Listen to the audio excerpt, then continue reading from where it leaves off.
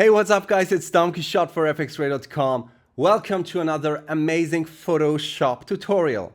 Well, before we start to create this amazing action movie poster, let's take a look at some existing movie posters and see if we can find something they have in common. Well, you can't talk of action movie artworks without talking of Sylvester Stallone. So here's the movie poster for The Expendables 2. Let's have a look and analyze this poster. Well, of course he's holding a weapon, no action. Then we have a very cloudy background, which also could be smoke.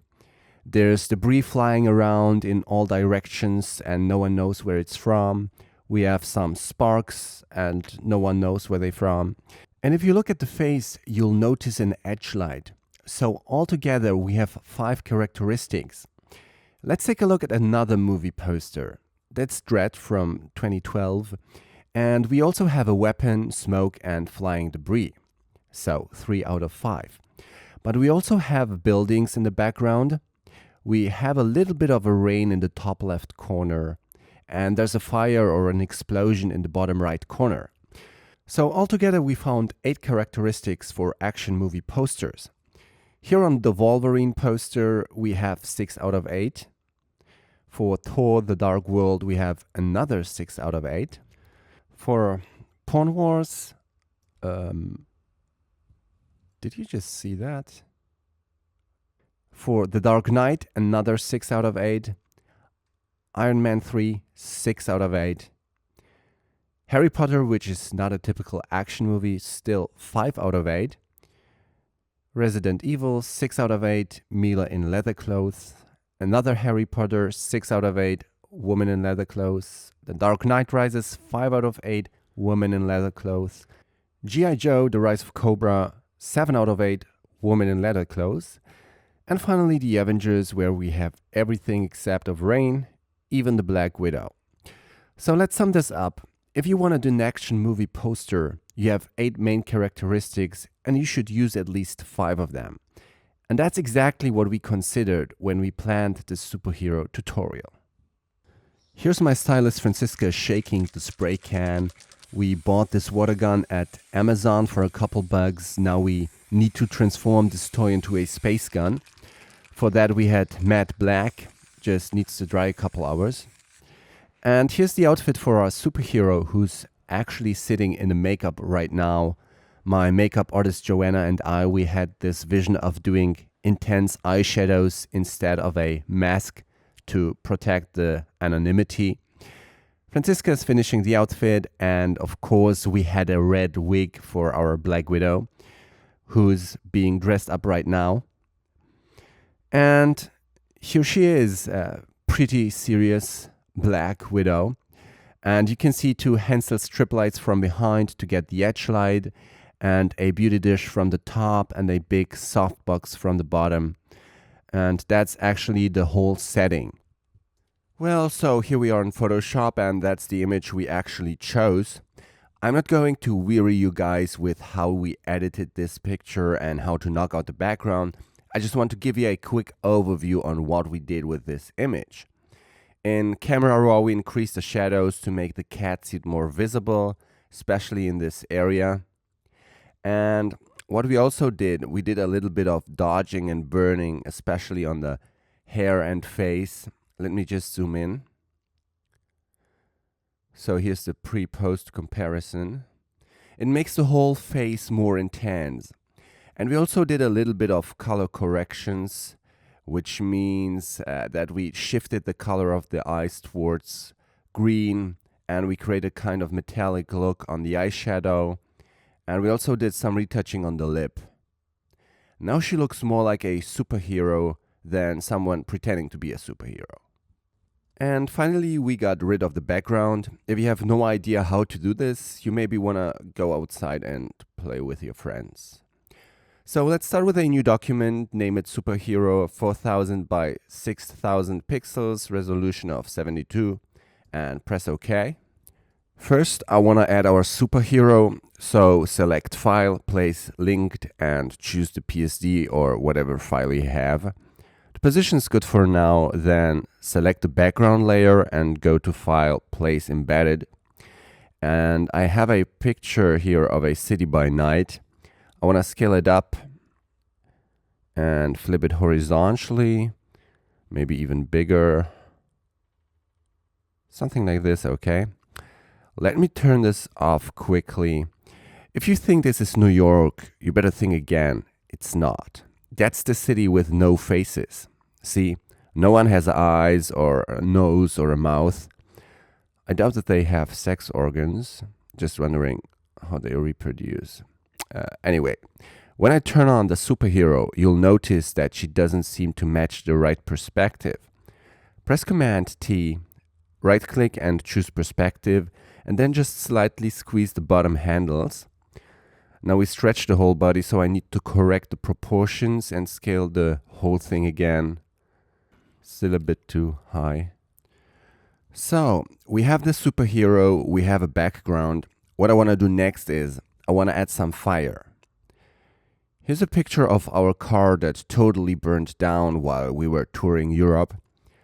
So I want to really scale this up and place it somewhere here. Then add a layer mask and get rid of the background with a soft brush. Then change the opacity to 20% and create a soft transition. So now we have a fire. What I want to do next is I want to merge the two background layers by pressing Command E to have them on a single layer. Rename the layer to background, activate my superhero. And with the background layer selected, I want to go to Filter, Blur Gallery, Tilt Shift.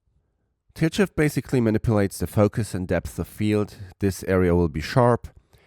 Here we have a gradient which increases the blur amount, and here it's all blurry. I want to move the center point so the gradient starts right at the bottom to, let's say, here. I want to have a little bit of sharpness on the ground right here. And from here on, I really want the background to be blurred, so let's increase the amount to about 35 pixels. And I also want to add a light bouquet, change the light range, increase it so we can also see it on the flames. Set the amount to about 25% and also add a bouquet color, maybe a little less.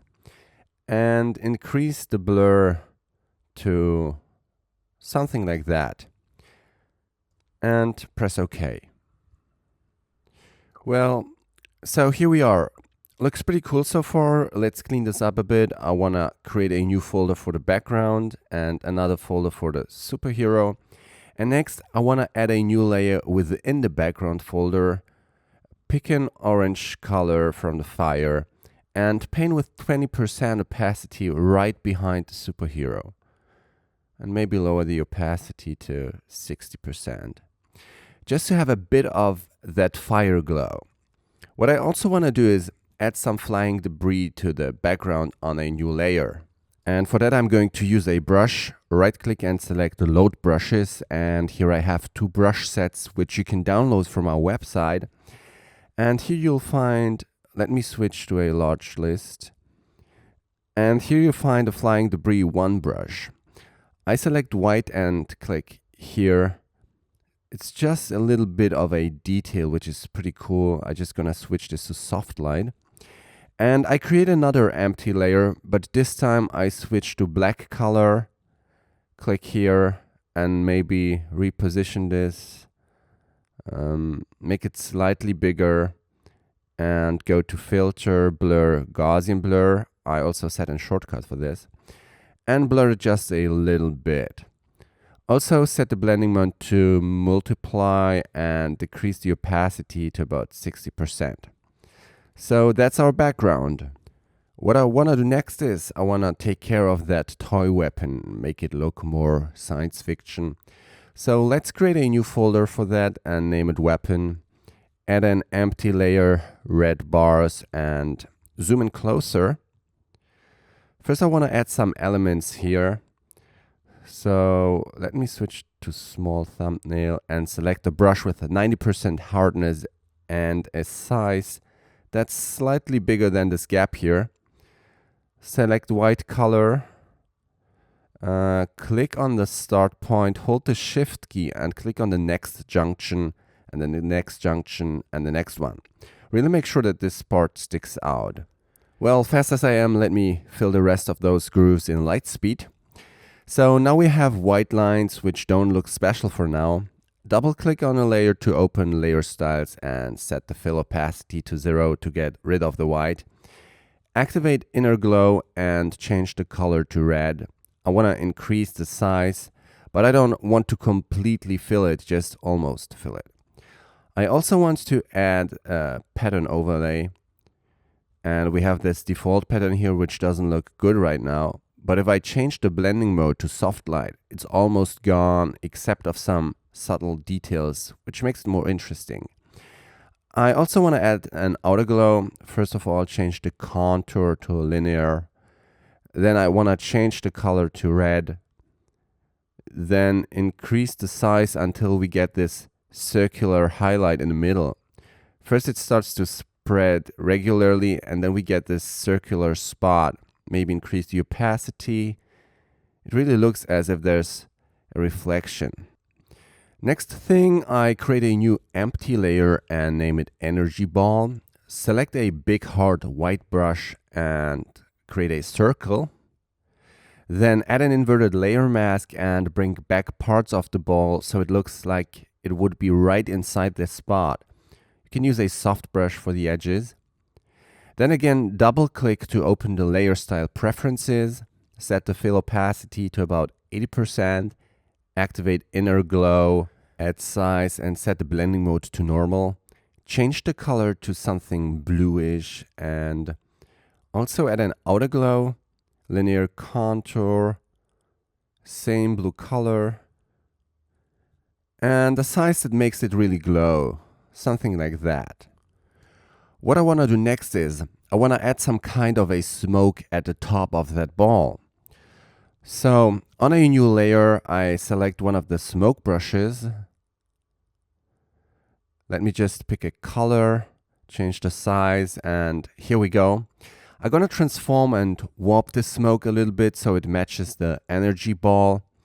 And I want to set the blending mode to lighten and maybe add some more smoke just to make it look more interesting. Maybe another brush as well.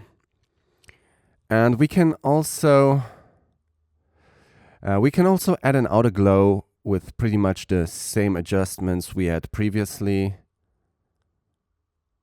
Blending mode screen, and maybe a little less opacity.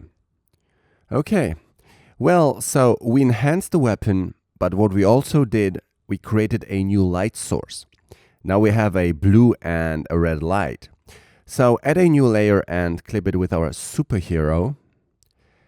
And I want to switch back to a soft brush, pick the red color, set opacity to 20% and start painting. Forgot to set the blending mode to color. Well, and now you have to think which areas of the body could be hit by the red light. Then pick the blue color and do exactly the same thing. And obviously, the further you're away from the light source, the lower the opacity must be. More red here. And then maybe you want to lower the whole opacity. Okay. What you can also do is create a new empty layer for the face. Select the blue color. Set the blending mode to soft light. And the brush opacity to about 10%. And start repainting the contour of her face. And maybe her neck and chest too. Then lower the opacity. And that looks pretty cool. Let's compare it. Perfect. What we also want to do is create a fire layer and clip that one too. Select an orange color and paint on that left side. Also set the blending mode to color, a little more intense. And maybe some yellow here. Opacity to about 60%. That really helped to integrate our superhero more into the background. Well, so what happened so far? We have the superhero, we have the background, and we have the weapon. Now I want to take care of the belt. For that, I create a new folder and name it belt. Select the pen tool And I don't want any fill, but I want a white stroke, 3 points thick. And make sure to select the shape and not a path. And now I'm going to repaint the seam of this belt part with as little points as possible. And now I have a perfect shape of that seam, which looks pretty cool. Then double click on the layer to open the layer styles, add inner glow in normal blend mode, red color, small size, cool. Outer glow, linear contour, red color, and change the blending mode to screen and let the seam glow. That looks fantastic. But I also want to add a logo or a sign. For that, I'm going to use a new layer and the custom shape tool. This time I want a white fill and no stroke.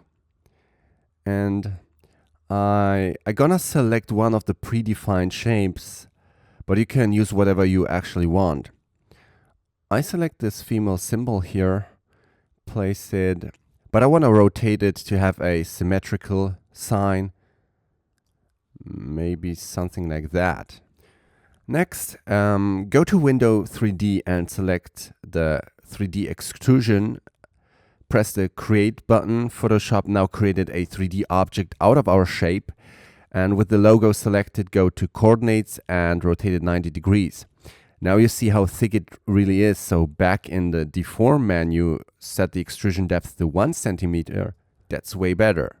Go back to the Coordinates menu and hit the Move to Ground button to make sure there's no gap between object and ground. Next, select the current view and go to 3D camera, change the current view to top. The top view in our case is actually the front. So reposition the view so it's right above the belt. As you can see, there's a shadow on the ground, but the shadow has the wrong direction. So go to Infinite Light and change the position of the light to something like this. You can also add a little bit of softness to the shadow.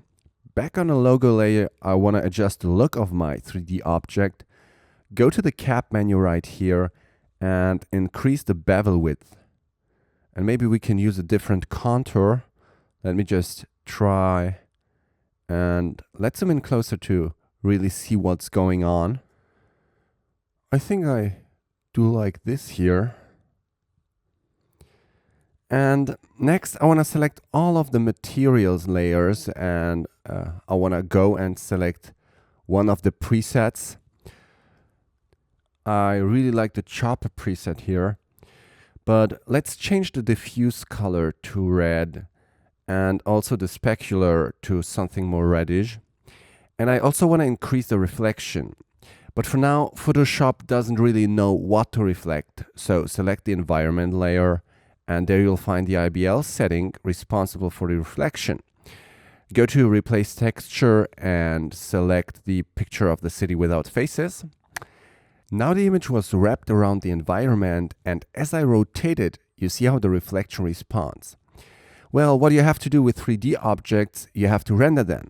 I'm going to select this part and hit the render button.